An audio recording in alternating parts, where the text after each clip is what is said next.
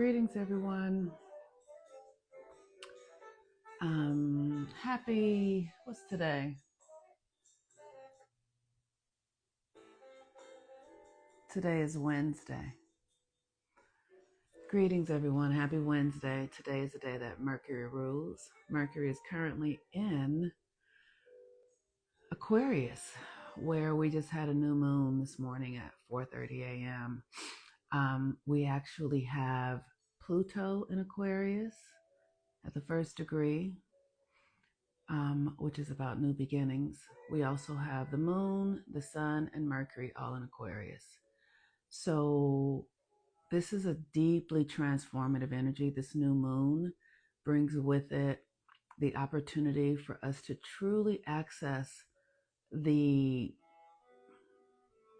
power to be ourselves.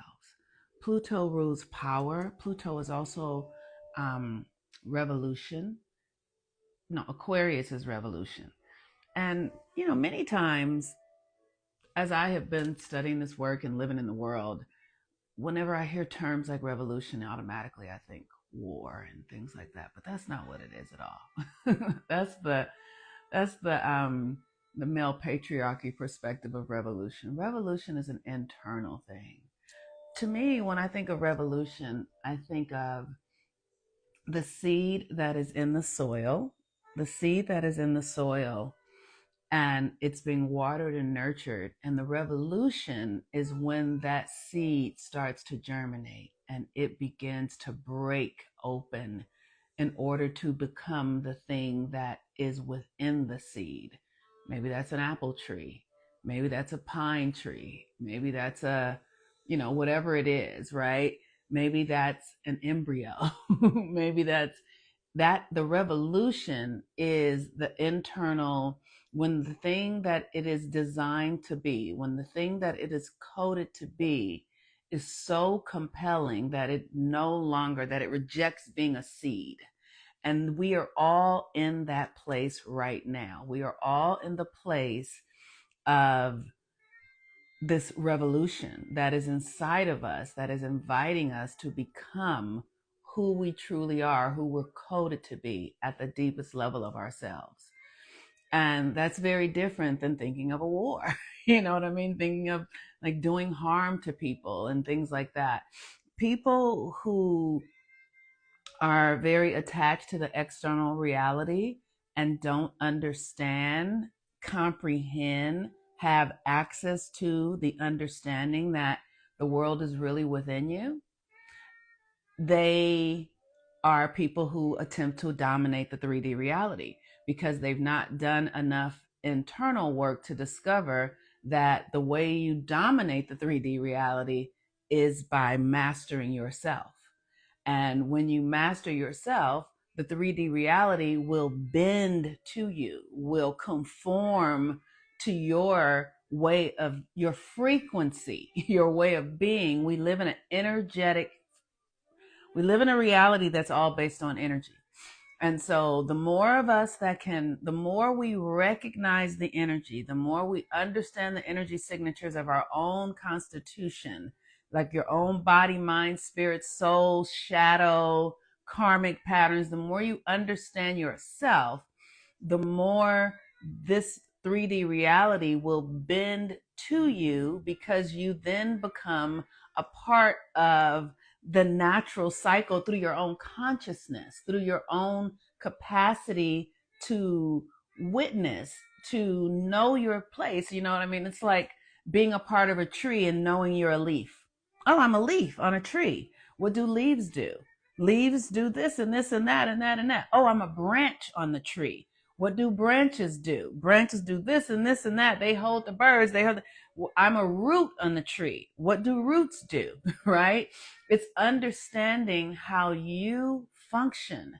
And the more you master yourself, the more you have a depth of awareness of all the ways of being that are within you, the more you will have dominance over the 3D reality without the need for control or manipulation or fear tactics or all of that. The opportunity is to understand that you are the most valuable thing you have. that there's nothing more interesting that for you to be focused on than you. And when I got that, when I started to realize, when I was, I've said to you guys many times that this is the work that I've been doing now, I have been doing since I was in my 20s. I realized in my 20s that, oh, the spiritual work is really the only work for me. I need a job so that I can support my habit of spiritual work. That's what I'm going to get a job for. I'm going to get a job so that I can support myself taking classes and learning and doing all these things, because the spiritual work was what it was for me. And I did that for years, for like 20 years or so, and just studying and learning and exploring and living my life as well. You know, my life was always the backdrop for what was going on so that I could see what was really happening. But then when I got to be like in my 50s, I kind of sat down and was like, what am I doing? You know, I've been doing this for a long time. I feel like I've reached a plateau, but I don't know what's next. And I sat in meditation and I heard Spirit say, okay, now we can focus on you. I was like, what do you mean we can focus on me? I've been focusing on me. You've been cleaning up. Like Spirit said, you have been cleaning up karma and family patterns and the ways that you have been conditioned. You've been cleaning that stuff up. But now that you've done a lot of that, now we can really go inside and get to see who you really are. How's your mind meant to work? How does your intuition meant to function? How are you, what's the best way for you to move through this earth plane to get the best results? You know, like I was taught that I had to go to college and should get married and I should have, all of those things are now obsolete. So what are the codes that really make up who you are? And I was very shocked to get that direction, because I had thought I had done so much already. And spiritual work is really interesting because as we're seeing it now, you know, explode into our mainstream experience, people think spiritual work is crystals and astrology, and those are tools to support it. Those things are tools to support the spiritual work, and people think that it looks so effortless. It's easy. It's the most difficult thing you'll ever do. It's because it's truly cultivating a relationship with yourself. And most of us are externally focused and reliant on external stimulation, external motivation in order to really get anything done. There was a time when I realized that I didn't really want to do spiritual work because I really just wanted things. I really just wanted to have the things that the world said that you should have. And I was doing my spiritual work to have the things that the world said you should have. And when I got really honest with myself and stopped manipulating myself, I got to see like, oh, I'm trying to treat spiritual work like Santa Claus, you know, like, oh, if I do this, I'll get this. If I do this. And what I see now that I've stayed the course is you do get all the physical things, but you get them at a point for me when they don't matter in the same way. They don't have the same value any longer. The physical things are here just to support my capacity to access my gifts, my magic, my power, my essence. And there are physical things that need to occur in order for these aspects of myself to be realized. And so as we follow the nodal points of the moon, because that's what this work is. Yes, absolutely. As we follow the nodal points of the moon is what takes us into ourselves, because the moon is the inner world. It is the inner world. It governs the water on the planet, which governs the water in your body. And just imagine if they trained, like Like we have all been in like what I can see now that I couldn't see before because I was in it. But we have all been in a petri dish, you all. Like this America and all these systems have been grand experiments, just experiments to see what humans will do under certain circumstances. And now what I see is that, what is it that I want to say I see? I see that I was trained to function in a way that isn't in alignment with who I really am. I was trained to read, to write, to pursue men, to fear white people. I was trained to do these things, but this is not the best use of my energy according to my natal chart. So, in order to reprogram myself out of the ways that I was trained, it requires that I find a way that is a totality, right? Like how do you really change someone's identity? How do you really do that, right? And the way that I have discovered to do it is through following the moon cycles, because the moon programs the water and we are 70 to 90% water. So the south node is in Virgo. So we're in an Aquarius new moon right now. Aquarius is innovation. Aquarius is community, friends, and it is your ability to be your most authentic self in a group. Not to conform to the group, but to allow the group to thrive from these individual branches. Like the tree does not need all the branches to be on the same side of the tree. A branch grows over here, a branch grows over here, a branch goes over here, but they are all a part of this tree and they are all supporting this experience of being a tree. So you are here to be your own branch, and it's your responsibility to discover how that works, how that functions by exploring yourself. And initially, that exploration might mean transforming the way you think about women because maybe you and your mother don't get along. Transforming the way you feel about yourself because somebody, as a young person, did something and you have low self esteem. Transforming the way you relate to your body. Like these are the initial steps because we have been conditioned to be something that we are not. So we first have to undo all of the things that have us trapped, caught up in ways of being that are not serving us, so that we can then create the space to create who we truly are. Does that make sense? And deconstructing, decolonizing your brain, your life, your system, your body, so that you can create the space for you to be who you really are. So with the South Node moving through Virgo for the next 18 months, which is so powerful, we get to look at what works and what does not. What can I keep and what has to go? What can serve me and what does not?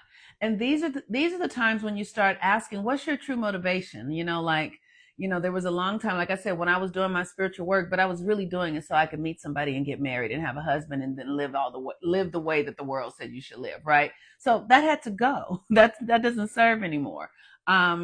What are some other things that I've seen that had to go? Like the way I relate to food had to go. Like I really have lived my life pretty much with the eating disorder that I didn't really understand, but I have a 6th house Virgo stellium. So food is a very complicated thing for me sometimes. And so that relationship to food and the way I was looking at it had to go. And as I make space, the new things get to replace it. The ways that I was submitting my energy to men because we live in a culture that says they have the most power and that they are necessary. At least I took it like they were necessary in order for me to be happy. Okay? Like I believed that I needed a man in order to be happy, that had to go. Okay, because that's not the truth. That meant that my sense of self was dependent on something outside of me. Some of the other things that I've had to let go, I've had to let go of the ideas around race and blackness and whiteness and all, because those are constructs that were built in this petri dish called America, that were simply experiments that people are living out and trapped in. But for me, that had to go, because nobody is superior to me. There is no one that can be superior to me in my reality unless I assign them that character and that role. I am superior for myself. So the idea that anyone could be superior over me, whether it be government, it had to go. So that's in order to put myself on the throne in my own consciousness, right? So what are the things that you need to let go of? Because that's what the South Node in Virgo is saying. What are the things that you're relying on outside of, where are you giving your power away? Where are you outsourcing your energy? Those things need to go, because those things are taking your power and depleting you, so you can't be yourself. You must have the energy and the power necessary. You must have the chi. Let's say it that way. You need chi. Chi is energy, to have the force within you to be yourself, because your force has been commandeered to be something that builds up the Western American patriarchal system. So your energy has been hijacked. Your energy has been hijacked in a multitude of ways. And so it is your responsibility to do the internal work to discover how that is. And it's not an all or nothing thing. It is a gentle process. If it was all or nothing, you would go crazy. You would totally unravel. And so it's a gentle process. And that's why we follow the moon cycles, and the sun cycles, because if you align yourself to the cycles of our solar system, the universe, something greater than you, will step in and support your process. You will always feel aligned. Even if it's hard, you will know, because the universe will be holding you, because you are anchored in an experience of which has the moon in it. And the moon governs our subconscious. It governs the water. It governs the inner world. And so one of the things that I love about this work is that I always watch people land on their feet. I just do. It can be the most challenging experience. And when they get the lesson from it and not be at odds with it, they always land on their feet. I always land on my feet. I just always do. It is so beautiful, because I feel completely loved and nurtured by the universe, because this work makes it so that I always land on my feet. So the South Node in Virgo is releasing, healing, using that analysis, the function of you, like strengthening your ability to analyze what's happening. Is this good for me? Am I doing something that is supportive of me and others, or am I doing something that is not supportive of myself and others? Analysis. Like, is this food supporting my body? Analysis. Is drinking this alcohol helping me in any way? Analysis, right? Like really analyzing your experience. We have Virgo for the next 18 months. That's what it's here for. The South Node in Virgo, your karma. How is this pattern still serving me? Is this behavior moving me in a direction that I want to go? These are the kinds of questions you get to ask is this relationship? Is this person?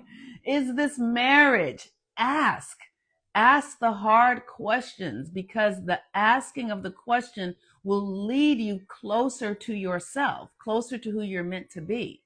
And then with the North Node in Pisces, you want to spend time, you want to get a journal near your bed and wake up in the morning and write down your dreams, write down anything you can remember. You might not remember everything. I remember one of my dreams that I remember, I was on a road and there was a moose on the road.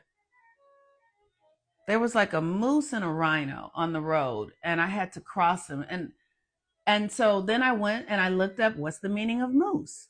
What's the meaning of rhino? So that I could understand what was happening in my subconscious. I've had dreams of my mother. One time I had a dream of my mother where she was in a room, in a house with a well lit. She was talking to a man, and it was like it was in another dimension, and there were these big bowls that were big enough for me to fit in, and I had to swim through all the bowls in order to get to the front door to get to her. And it was very dimly lit. um and that was a subconscious information to that my mother was near, right? And that she was deep in my subconscious, and that I had to go into the depths of the water in order to get to her. So this is why you have to write down your dreams, because this is with the North Node in Pisces. We will be activated in our subconscious, in the ancestral realm, in our creativity, in our capacity to tap into the unseen. So if you create an awareness in yourself that you are open to this, then you will get more information. So you put a dream journal near your bed, and you wake up in the morning and you write down anything. And if it's nothing, you get nothing. You just say, but you are actively sending the signal to the parts of yourself that I'm open, I'm ready, I'm here. This is what I'm up for. Um, you have Virgo rising and Pisces in the seventh house. Oh, I have several clients right now that have Virgo rising with Pisces in the seventh house. And you guys have such a profound capacity, because the seventh house is the earth realm. And so what it means when you have Pisces in the seventh house is that you are to use your imagination to code the 3D reality. But you have to be discriminating, because you have a Virgo rising. You have to be discriminating on what you're really up to. And it depends on, um, oh yeah, Mercury in the seventh house. Yeah. So what you think about people, what you think about things comes into existence quite easily. Your thoughts are active and alive, and they will bring things to you. It's very, very fascinating. I got mine. Thanks. You told me to do this. Yes. Okay. Fantastic. Um, when you read my, okay, great. When I read your chart a year ago. Yes. And have you been using it? Have you been using your imagination? Have you been seeing the difference? And when you use your imagination to organize your day, and have you seen how you have a different impact or effect in the world? It's very different. Yes. So with this new moon in Aquarius energy and these nodes, because the nodes are connected to the moon. So we have a new moon in Aquarius with Mercury in Aquarius, Pluto in Aquarius, the sun in Aquarius. Your life is transformed. Yes, it has. I knew it. I love it. I love the work. I love it. With Pluto in Aquarius, this is really about the revolution of becoming your true self. With Mercury in Aquarius, this is opening your mind to new ideas, innovative perspectives, like really opening into a new way of being. With the sun in Aquarius, it's beginning to literally express yourself in new ways, like moving through the world with a new identity. And with the moon in Aquarius, your inner world and your external world match. They become aligned with one another. So for those of you who are interested in working with me, you can check out my website at healwithmoonmama.com. I love working with you all. It's my greatest joy to be of support, to help us step out of the old mindset, the old way of being, and into a new way through ourselves. Though this new way of being, this new reality comes through you. It's not something that you can't go to it. And it's profound because it's profound because when I was, young, I always knew that there was power inside of me and I didn't know how to access it. And they gave me Jesus and all that. And then I studied Buddhism and Islam and all these things looking. And then I got astrology and I was like, oh, it's through you. Like literally the portal to the new reality is through your own consciousness. You don't have to go anywhere. You have to go inside. That blew me the fuck away. I was like, wow. And then you look at shows like Alice in Wonderland. I mean, movies like Alice in Wonderland and The Matrix and all of that. And those movies are really about going deeper into your own subconscious to free yourself from the external world, not being so externally focused, attached. Like it really is a being in the world and not of the world, being in the world and not of the world. um, and the way you can be in the world and not of it is to live from inside of yourself and understand how you are meant to function. And as you understand how you're meant to function and you start functioning that way, then you're in the world, but you're not of the world. All right, y'all. Peace and blessings. Healwithmoonmama.com. I love y'all so very much. Have a really beautiful new moon today. Peace and blessings. Bye-bye.